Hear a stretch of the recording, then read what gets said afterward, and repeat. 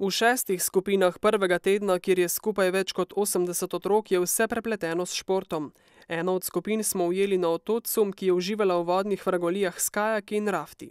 Ful dober in vsak dan bi rad šel na te dobre gripove.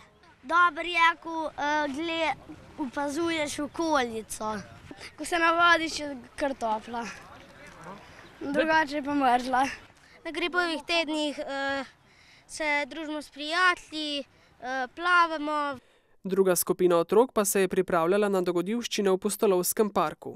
Ja, jaz imam to zelo rada.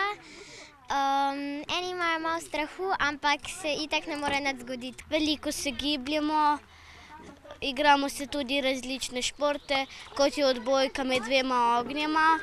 Hodimo na bazen, na igrala, tenis igrišča, minigolf.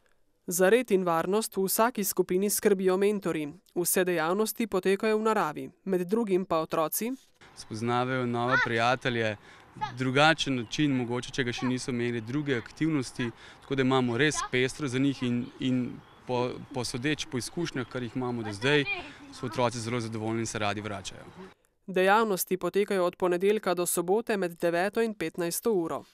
S tem, da smo lansko leto uvedli novo aktivnost, to je taborjenje in prespijo otroci iz petka na soboto, se pravi cel dan v petek in v soboto potem še zaključek v Šmarjeških Toplicah, kjer pridejo tudi starši.